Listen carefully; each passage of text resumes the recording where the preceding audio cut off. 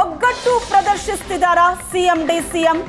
DK Shivakumar ಮಾಧ್ಯಮ ಹೇಳಿಕೆ ವೇಳೆ ದೂರವೇ ನಿಂತಿದ್ದ ಸಿಎಂ ಸುಮಾರು 5 ನಿಮಿಷ ದೂರದಲ್ಲೇ ನಿಂತು ವೇಟ್ ಮಾಡಿದ್ರು. ಬಳಿಕ ಏನೂ ಮಾತಾಡದೆ ಹೊರಡೋದಕ್ಕೆ ನಿರ್ಧಾರ ಮಾಡ್ತಾರೆ. ಡಿಕೆಶಿಯೇ ಮಾತಾಡಿದ್ರೆ ಸಾಕು ಅಂತ ಹೇಳ್ತಾರೆ ಸಿದ್ದರಾಮಯ್ಯನವರು. ಬಳಿಕ ಒಲ್ಲದ ಮನಸ್ಸಿನಿಂದ ಬಂದು ಮಾಧ್ಯಮಗಳಿಗೆ ಸ್ಪಷ್ಟನೆ ಕೊಡ್ತಾರೆ.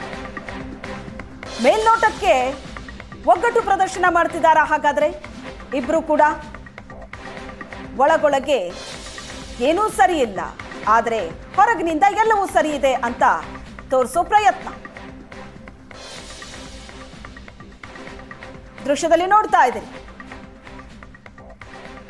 ಕಬಿನಿ ಕಾರ್ಯಕ್ರಮಕ್ಕೆ ಒಟ್ಟಾಗಿ ಬಂದ್ರು, ಒಟ್ಟಾಗೇ ಇದ್ರು. ನಿನ್ನೆಯ ವಿಷಯದ ಬಗ್ಗೆ ಮಾಧ್ಯಮದವರು ಪ್ರಶ್ನೆ ಕೇಳಿದಾಗ ಉತ್ತರ ಕೊಡ್ತಾರೆ. ದೂರನೇ ಇದ್ದಾರೆ. ಡಿಕೆ ಶಿವಕುಮಾರ್ ಮಾತಾಡ್ತಾ ಇದ್ದಾರೆ ಮಾಧ್ಯಮದವರ ಜೊತೆ. ಸುಮಾರು 5 ನಿಮಿಷ ದೂರದಲ್ಲೇ ನಿಂತು ವೇಟ್ ಮಾಡಿದ್ದಾರೆ ಸಿದ್ದರಾಮಯ್ಯನವರು. ಆಮೇಲೆ ಏನು ಮಾತಾಡದೆ ಹೊರಡೋದಕ್ಕೆ ನೋಡ್ತಾರೆ. ಡಿಕೆಶಿನೇ ಮಾತಾಡಿದ್ರೆ ಸಾಕು ಅಂತ ಹೇಳ್ತಾರೆ. ಆಮೇಲೆ ಒಲ್ಲದ ಮನಸ್ಸಿನಿಂದ ಮಾಧ್ಯಮಕ್ಕೆ ಉತ್ತರ ಕೊಡ್ತಾರೆ. ಡಿಕೆ ಶಿವಕುಮಾರ್ಗೆ ಸಿಎಂ ಅವಮಾನ ಅಂತ ಬಿಜೆಪಿ ಟೀಕೆ ಮಾಡುತ್ತೆ. ಬಿಜೆಪಿ ಅವರಿಗೆ ನನ್ನ ಮೇಲೆ ಪ್ರೀತಿ ಜಾಸ್ತಿ ಅಂತ ಬಿಜೆಪಿ ಟೀಕೆಗೆ ಡಿಸಿಎಂ ಡಿಕೆ ಶಿವಕುಮಾರ್ ತಿರುಗೇಟನ್ನ ಕೊಟ್ಟಿದ್ದಾರೆ. ಭಾಷಣ ಮುಗಿಸಿ ಸಿಎಂಗೆ ಹೇಳಿಯೇ ಹೊರಟಿದ್ದು. ಮಾರ್ಗ ಮಧ್ಯೆ ಬೆಂಗಾವಲು ವಾಹನ ಪಲ್ಟಿ ಆಯಿತು. ದೆಹಲಿಗೆ ಹೋಗಿದ್ದು ರಾಜಕಾರಣಕ್ಕಲ್ಲ ಅಂತ ಡಿಕೆ ಶಿವಕುಮಾರ್ ಹೇಳಿಕೆ ಕೊಟ್ಟಿದ್ದಾರೆ.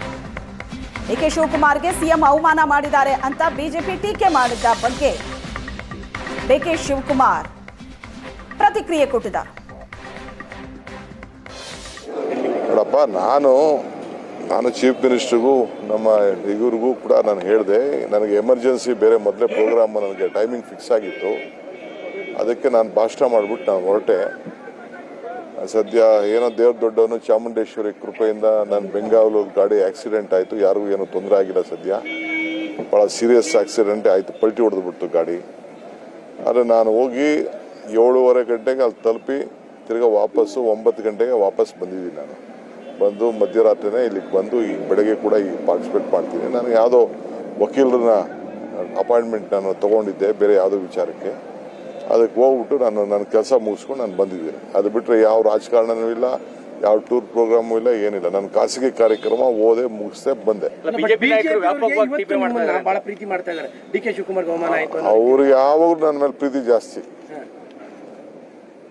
More strong, more love also. ನೋಡಪ್ಪ, ನಾನು